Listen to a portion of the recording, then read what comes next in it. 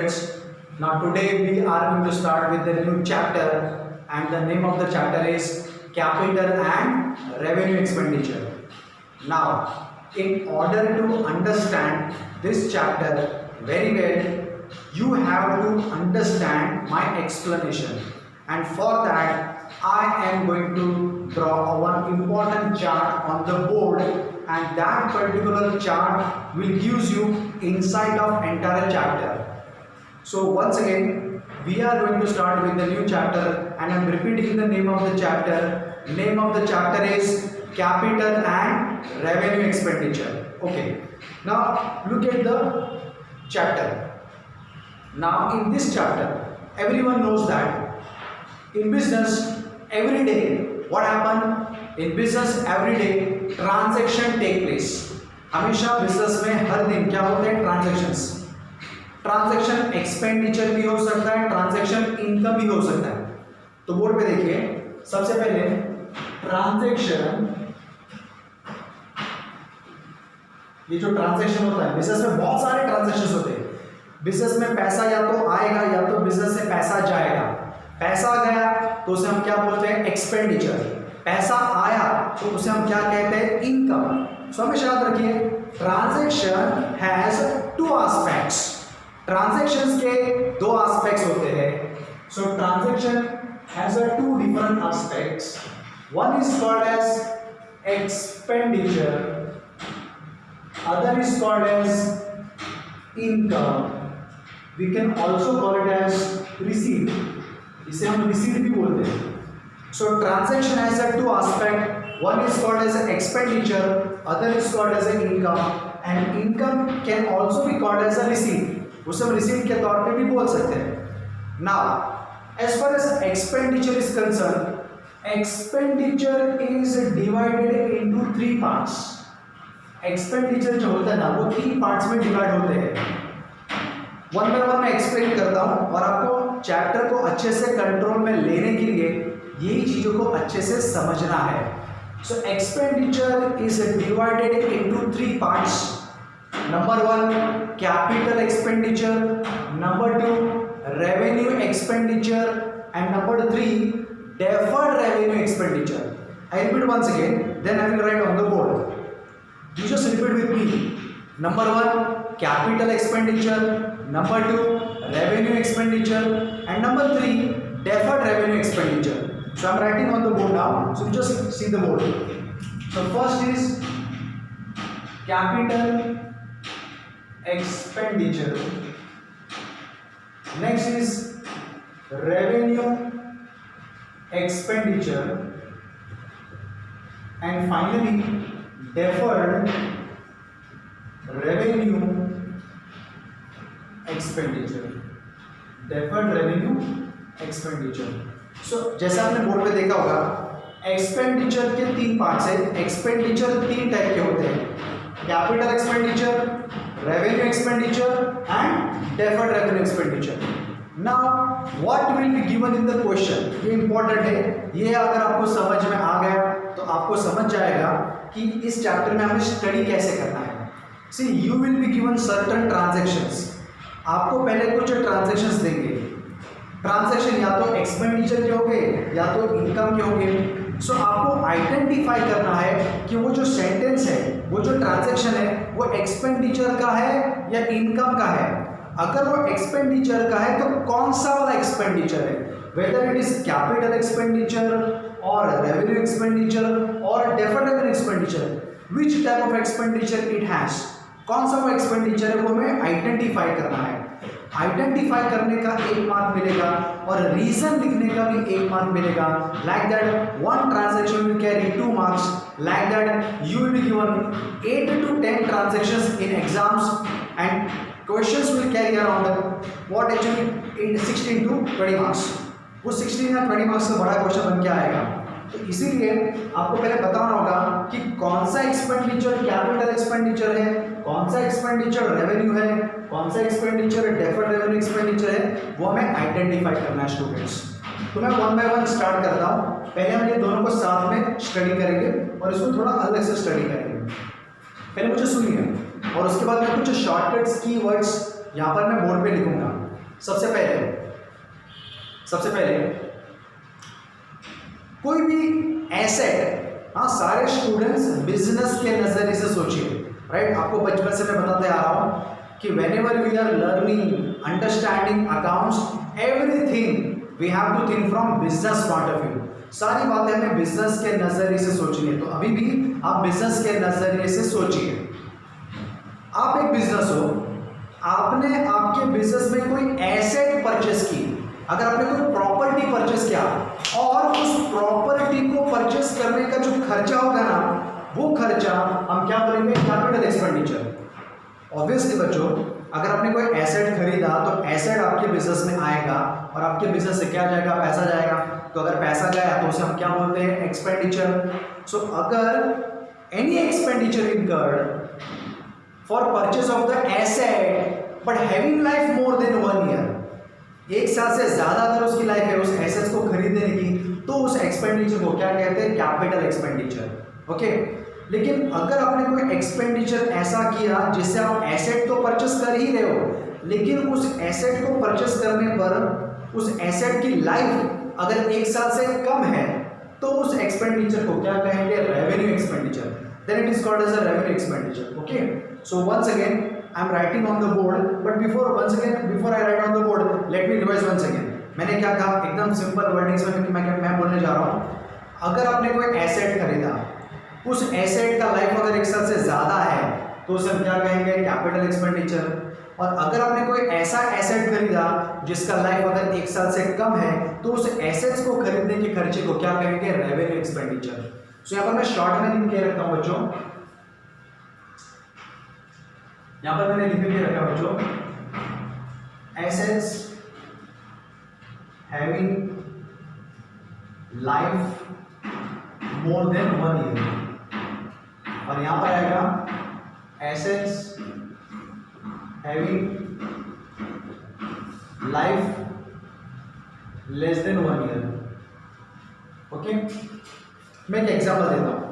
Suppose मैं एक business चला रहा हूं, मैंने अपने बिजनेस में एक एसी खरीदा, एयर कंडीशनर। अगर मैं एसी खरीदता हूं तो एसी को खरीदने के खर्चे को हम क्या कहेंगे, capital expenditure. Why? Because the life of AC is what, more than 1 year। AC का लाइफ 1 साल से बोलो क्या होता है, ज्यादा। अगर AC का लाइफ अगर 1 साल से ज्यादा होता है तो उसको खरीदने के खर्चे को क्या कहते हैं, कैपिटल एक्सपेंडिचर। दूसरी ओर, अगर आपने कोई ऐसा एसेट खरीदा जिसका लाइफ 1 साल से कम होता है तो उसे खरीदने के खर्चे को क्या बोलते हैं, रेवेन्यू एक्सपेंडिचर। एग्जाम्पल मैं देने जा रहा हूँ। सपोज अगर आपने आपके बिजनेस में गुड्स परचेज किया, वो जो गुड्स है, गुड्स जो भी स्टॉक आपने खरीदा मार्केट से बेचने के लिए, उस स्टॉक का लाइफ 1 साल से कम रखना ही हम पसंद करेंगे। तो उस एसेट्स को खरीदने के खर्चे को हम क्या कहते हैं, revenue expenditure. So assets purchase having life more than 1 year is called as a capital expenditure, and assets purchase having life less than 1 year is called as what, revenue expenditure. एक बार ध्यान से देखो, मैंने यहाँ बोर्ड पे क्या लिखा है उसको एक बार रिवाइज करो, एक बार ध्यान से देखो।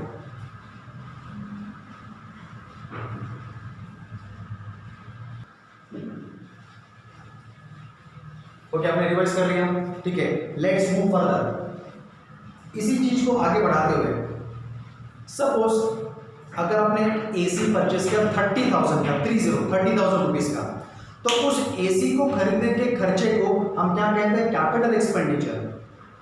अब है ना, इंपॉर्टेंट बात बोलने जा रहा हूं। Any expenditure incurred before installation of fixed assets is called as capital expenditure, and any expenditure incurred after installation of fixed assets is called as a revenue expenditure. I repeat once again what I spoke. Any expenditure incurred before installation of assets, before erection of asset, then it is called as a capital expenditure, and any expenditure incurred after installation of fixed assets, then it is called as a revenue expenditure. Okay, so इसका मैं example देता हूँ। Suppose अगर हमने एक AC खरीदा, तो सबसे पहली बात, एसी को खरीदना यही अपने आप में कौन सा एक्सपेंडिचर है, capital expenditure. Why? Because AC का लाइफ 1 साल से क्या है, ज्यादा। मान लीजिए कि हमने एक शोरूम से एक एसी खरीदा 30,000 का। अच्छा, वो एसी मान लीजिए कि यहाँ पर हम हमारे ऑफिस तक, हमारे बिजनेस तक हम ले आए। लाने के बाद मान लीजिए कि उस एसी को हमें वहाँ पर वॉल पे, दीवार पे इंस्टॉल करना है एसी को। उसके लिए मैंने अलग से एक वर्कर को बुलाया and I paid 2000 to that worker for installation of that AC on the wall so that I can use. Now 2000 expenditure which I 2000 amount which I paid to that worker for installation of that asset, that installation charges, that expenditure is called as a capital expenditure. Why? Because that expenditure incurred before installation of assets, that expenditure incurred before using of that assets. उस assets को use करने से पहले जो खर्चा हुआ ना, उस खर्चे को हम क्या कहेंगे? Capital expenditure. अब आपकी बैलेंस शीट में एसेट साइड पर 30,000 का जो एसी खरीदा वो तो आपको शो करना ही करना है। उसके अलावा ये जो 2000 जो एक्स्ट्रा इंस्टॉलेशन चार्जेस हुआ, even that 2000 will also added in the cost of the assets। मतलब बैलेंस शीट एसेट साइड पर एसी 30,000 से रिकॉर्ड नहीं होगा, 32,000 से रिकॉर्ड होगा। 30,000 उस एसी का कॉस्ट है, 2000 वो एडिशनल इंस्टॉलेशन कॉस्ट है, दोनों को वो 2000 को ऐड कर दो, टोटल हो जाएगा 32,000। अच्छा, कल उठ के अगर उस पर डेप्रिसिएशन चार्ज करना है, सो depreciation will be charge on 32,000 and not a 30,000। Understood? So any expenditure incurred before installation of assets, before the using of the assets, that expenditure is called as what? Capital expenditure। अब वो AC को मैंने use करना start कर दिया, AC comfortably चल रहा है। Let's say after a gap of 6 months that AC is giving a different kind of sound. I hope you have understood what I am trying to telling you। वो AC में से कुछ अजीब सी आवाज आनी शुरू हुई। मैं ये बताने की कोशिश कर रहा हूँ कि वो एसी अब शायद खराब हो रहा है, उसमें कुछ शायद डिफेक्ट आ रहा है, तो हमें अलग से इंजीनियर को बुलाना होगा। वो आके उस एसी को वो क्या करेंगे? रिपेयर करेंगे। अच्छा, रिपेयरिंग करने के दौरान मुझे एडिशनल 1000 पे करना पड़ा। Now what 1000 amount I am paying to that worker, to that engineer for repairing of that AC, that expenditure is called as a revenue expenditure. Why? Because that expenditure now incurred after installation of assets। वो खर्चा AC को use करने, मतलब AC को install करने के बाद वो खर्चा हो रहा है, तो उस खर्चे को हम क्या कहेंगे? Revenue expenditure. आई बात समझ में? अच्छा, और एक बार लास्ट टाइम वापस एक बार एग्जांपल को रिपीट कर रहा हूँ। आपने मार्केट से एसी को खरीदा, कौन सा expenditure? Capital expenditure. Reason? Assets का लाइफ एक साल से क्या है? ज्यादा। उस एसी को आप यहाँ तक बिजनेस तक ले आए, आपने एक वर्कर को बुलाया, वर्कर ने वॉल पे उसे इंस्टॉल किया, आपने वर्कर को पे किया 2000। Tell me that 2000 is which expenditure? Capital expenditure. Why? Because expenditure incurred before installation of assets. Assets को इंस्टॉल करने से पहले का वो खर्चा है। ओके, नाउ उस खर्चे को हम कैपिटल एक्सपेंडिचर बोलते हैं। और वो एसी को हमने यूज करना स्टार्ट करते हैं, इंस्टॉल हो गया मतलब उसे यूज करना स्टार्ट कर रहे हैं। 6 महीने के बाद, 1 साल के बाद, 2 साल के बाद, मान लो कि अगर वो एसी ठीक से काम नहीं कर रहा है, तो हमने एक अलग से वर्कर को बुलाया, इंजीनियर को बुलाया, he will repair that AC, but for that we have to pay some amount, and amount what we are paying that is called as a repairing charges, and that expenditure is called as a revenue expenditure. Why? Because now expenditure is incurred after installation of assets. Assets को आपने install कर दिया, उसके बाद का वो खर्चा है। ओके, तो मैं यहाँ पर शॉर्ट में लिख देता हूँ ताकि आपको ध्यान रहे। सो यहाँ पर मैं लिख देता हूँ number 2, before installation of FA मतलब फिक्स्ड एसेट्स, और यहाँ पर आफ्टर इंस्टॉलेशन ऑफ एफए मतलब फिक्स्ड एसेट्स। ये before installation of fixed assets है, ये after installation of fixed assets है। ठीक है, ओके, लेट्स गो फर्दर, थोड़ा सा और आगे बढ़ते हैं। Any expenditure incurred to increase earning capacity of business is called as capital expenditure. कोई भी खर्चा आप बिजनेस में करो जिससे आपके बिजनेस की अर्निंग कैपेसिटी क्या हो जाती है? बढ़ जाती है, तो उस खर्चे को क्या कहेंगे? Capital expenditure.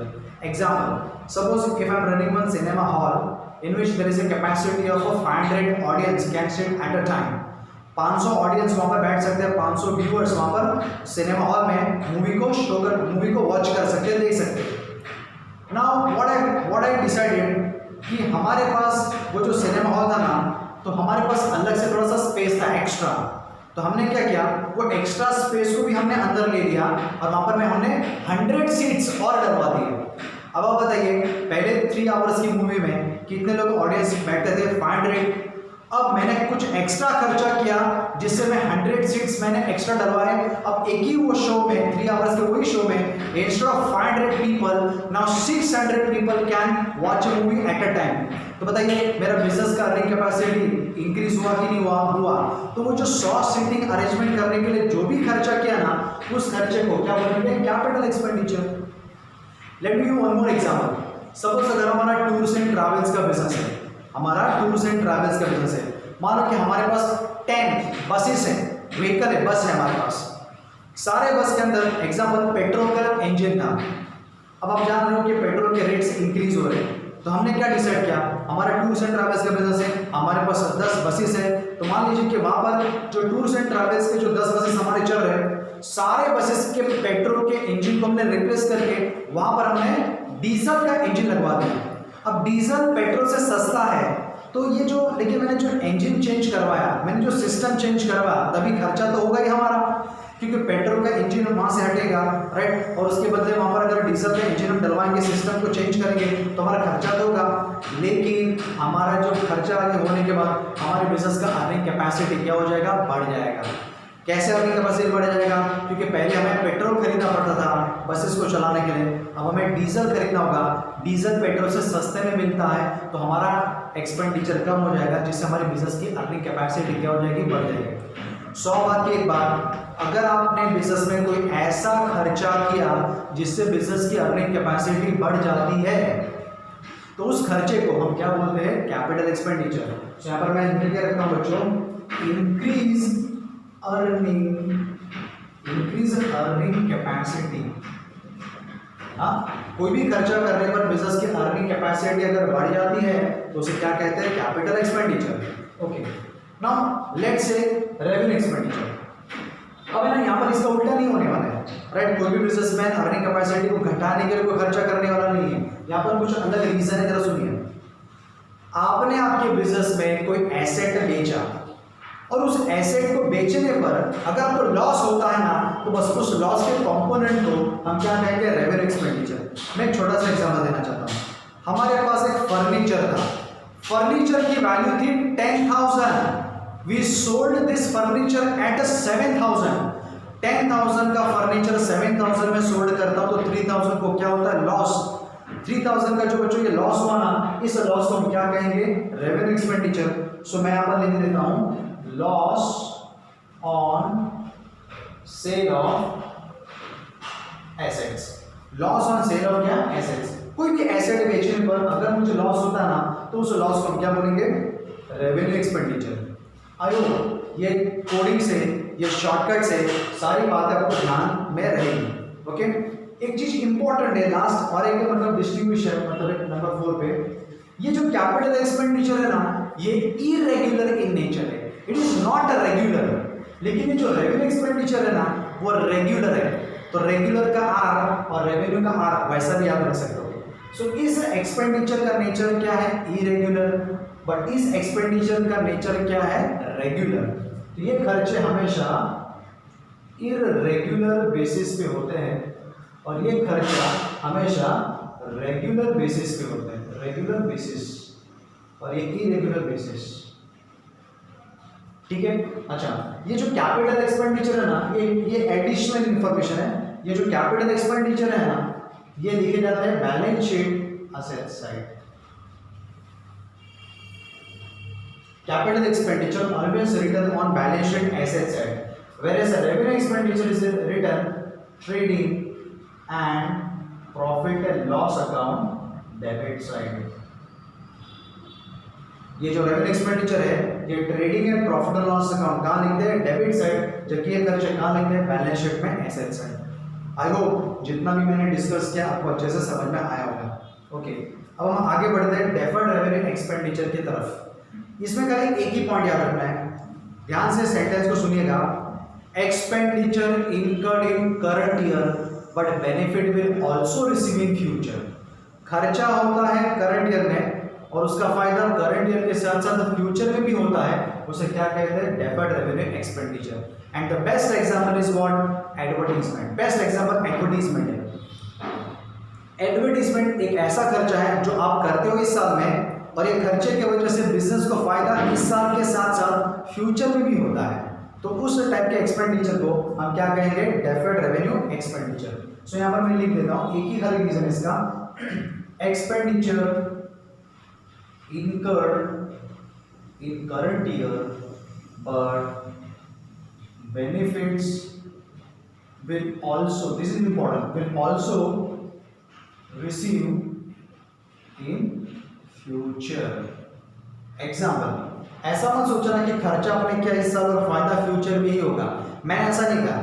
मैंने ऐसे कहा कि खर्चा हुआ इस साल और उसका फायदा इस साल के साथ साथ फ्यूचर में भी होगा, इसलिए यहाँ पर वर्ड लिखा also. So expenditure incurred in current year but benefit will also receive in future is called as what, deferred revenue expenditure, and example is what, advertisement। Okay ठीक है। सो अब हम बढ़ते हैं इनकम की तरफ। जैसे एक्सपेंडिचर के 3 पार्ट्स हैं, वैसे इनकम के 2 पार्ट्स हैं। इनकम के 2 पार्ट्स हैं, एक होता है कैपिटल रिसीट और एक है रेवेन्यू रिसीट। आप इसे रिसीट बोलो, आप इसे इनकम बोलो, meaning is one and the same. One is called as capital receipt, other is called as a revenue receipt. Okay, इसे समझने का तरीका बहुत ही सरल है, राइट। ये जो कैपिटल रिसीट है ना, वो इररेगुलर बेसिस पे होने वाली इनकम है। ये इनकम कभी कभार होती है। और दूसरी तरफ रेवेन्यू रिसीट्स क्या होती है, इसका ऑपोजिट, रेगुलर बेसिस पे होने वाली इनकम। मैं एग्जांपल देता हूँ, इशू ऑफ शेयर्स। आप एक कंपनी हो, आपने 10,000 शेयर से 10 रुपीज वाले मार्केट में इशू किए। So when 10,000 shares of rupees at 10 each issued and in return you are going to get what, 1 lakh rupees, that 1 lakh is called as what, capital receipts। Now you are not going to issue shares every day, right? Once or twice or thrice in a lifetime of the company issue what shares।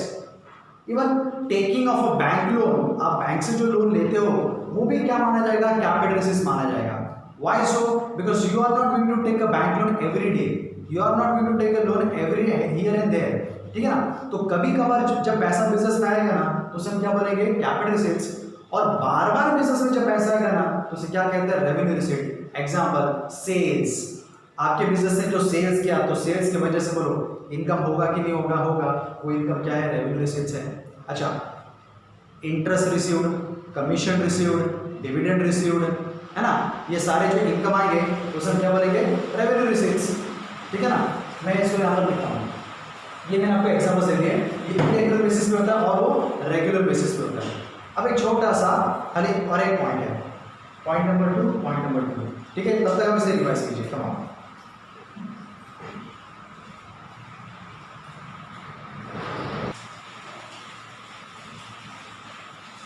Okay, revise हो गया, ठीक है। जब तक आप revise कर रहे थे, मैंने बोर्ड पे यहाँ पर लिख दिया, आपको पता भी नहीं चला। ये सेकंड वाला पॉइंट।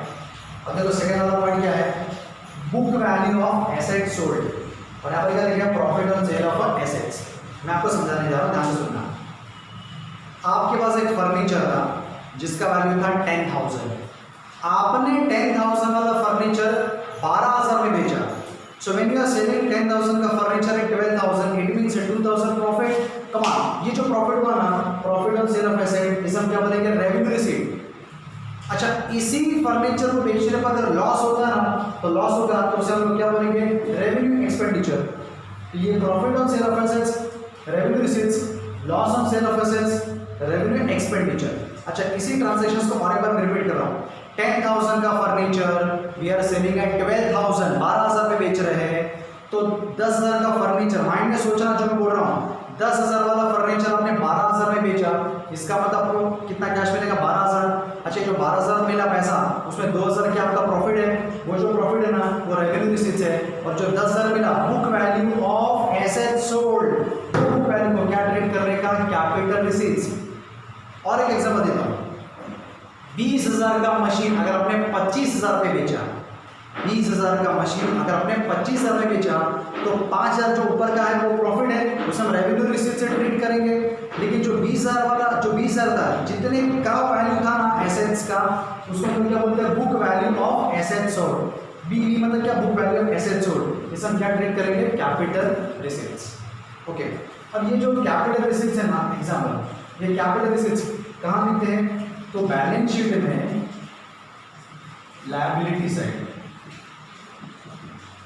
और ये जो रेवेन्यू रिसीट्स है, राइट, ये एक्स्ट्रा अंडरस्टैंडिंग का इंपॉर्टेंट पॉइंट है। और रेवेन्यू रिसीट्स कहाँ लिखते हैं, trading and profit and loss account. Income कहाँ लिखते हैं, क्रेडिट साइड। ओके, चलो इसको एक बार ना पूरा अच्छे से एक बार रिवाइज करते हैं, एकदम अच्छे से रिवाइज करते हैं। बराबर ध्यान दो, यहाँ पर देखो, सारे बच्चों ने यहाँ पर ध्यान दो। रेडी, सब तैयार हो? Okay, let's start. Come on now, सबसे पहले कम ऑन, ट्रांजैक्शन के कितने पार्ट्स होते हैं, 2। एक तरफ क्या लिखा है, एक्सपेंडिचर, एक तरफ क्या लिखा है, इनकम। एक्सपेंडिचर के कितने प्रकार है, 3। कौन सा, capital expenditure, revenue expenditure, deferred revenue expenditure. Income के कितने पार्ट होते हैं, 2। कौन सा, capital receipts and revenue receipts. Expenditure किधर हो जाते हैं, capital expenditure and revenue expenditure साथ में चलाते हैं। आपने बिजनेस में कोई ऐसा एसेट खरीदा जिसका लाइफ 1 साल से क्या है, ज्यादा, तो उस एसेट्स को खरीदने के खर्चे को क्या बोलते हैं, कैपिटल एक्सपेंडिचर। दूसरी तरफ कोई ऐसा एसेट्स खरीदा जिसका लाइफ 1 साल से कम है, तो उसे क्या कहते हैं, रेवेन्यू एक्सपेंडिचर। एसेट्स को यूज करने से पहले, एसेट्स को इंस्टॉलेशन करने से पहले जो भी खर्चा उस एसेट्स के ऊपर करते हो, उसे क्या बोलेंगे, कैपिटल एक्सपेंडिचर। उसको कहते हैं before installation of fixed assets. और एसेट्स को आपने यूज करना स्टार्ट कर दिया, उसके बाद अगर उस एसेट्स पे कोई भी खर्चा आपने करवाया तो उसे क्या कहेंगे, रेवेन्यू एक्सपेंडिचर, और उसे कहेंगे after installation of fixed assets. Next, अगर आपने बिजनेस में कोई ऐसा खर्चा किया, अगर आपने बिजनेस में कोई ऐसा खर्चा किया तो उस खर्चे की वजह से अगर आपके बिजनेस का अर्निंग कैपेसिटी बढ़ जाता है तो उसे क्या बोलेंगे, कैपिटल एक्सपेंडिचर। मैंने यहाँ पर लिखा है इंक्रीज अर्निंग कैपेसिटी। अगर आपने कोई एसेट्स बेचा लॉस पे, तो जो लॉस का अमाउंट है ना, उसे हम लोग क्या बोलेंगे, revenue expenditure. Capital expenditure irregular basis पे होता है, कभी कभार होता है। रेवेन्यू एक्सपेंडिचर रेगुलर बेसिस पे होता है। कैपिटल एक्सपेंडिचर रेगुलर बेसिस से मुझे याद आ रहा है, salary paid, wages paid, printing stationery paid, जितने भी खर्चे हम trading and profit and loss account में डेबिट साइड पर लिखते हैं ना, ये सारे खर्चे रेवेन्यू एक्सपेंडिचर है। ओके, डेफर्ड रेवेन्यू एक्सपेंडिचर में एक ही कॉन्सेप्ट है, expenditure incurred in current year but benefit will also receive in future is called as deferred revenue expenditure. And the best example is advertisement. खर्चा होता है current year में but उसका फायदा करंट ईयर के साथ साथ कब होता है, फ्यूचर में। That is called as a deferred revenue expenditure. दूसरी तरफ 2 टाइप की इनकम है, capital receipts and revenue receipts. Capital receipts irregular basis पे होता है, रेवेन्यू रिसीट्स रेगुलर बेसिस पे होता है। एग्जांपल, बैंक से लोन लेना, issue of shares and debentures. We do this activity just once and twice of the entire lifetime of the company. Whereas the revenue receipts regular basis में जो income आएगा, sales किया, commission received, dividend received, interest received, rent received, ये सब revenue receipts है। तो जो भी इनकम हम trading and profit and loss account credit side पर लिखते हैं ना, वो रेवेन्यू रिसीट्स है, और जो इनकम हम लायबिलिटी साइड पर लिखते हैं वो कैपिटल रिसीट्स है। अच्छा, एक पॉइंट यहाँ पर बीच में और है, आपने कोई एसेट्स था आपके पास, लेट्स से एक 40,000 का आपके पास एक मशीन था, यू आर सेलिंग 40,000 का मशीन एट 50,000, 50,000 में। 40,000 का मशीन अगर आप 50,000 में बेचते हो तो जो 40,000 वाला था ना, उसको बोलते हैं बुक वैल्यू, वो कैपिटल रिसीट्स है। लेकिन 40 वाला मशीन आपने 50 में बेचा तो एक्स्ट्रा कितना मिला आपको, 10,000। वो 10,000 क्या है, प्रॉफिट है, और वो प्रॉफिट को क्या बोलते हैं, रेवेन्यू रिसीट्स। आई बात समझ में? ठीक है, आप वीडियो को पॉज कीजिए और इसे कॉपी कीजिए, और वैसे तो व्हाट्सएप ग्रुप में ये प्रॉपर हैंड रिटन भी आ जाएगा, बट फिर भी अगर आपको लिखना तो लिख सकते हो। Thank you very much for this lecture. Thank you, नमस्ते।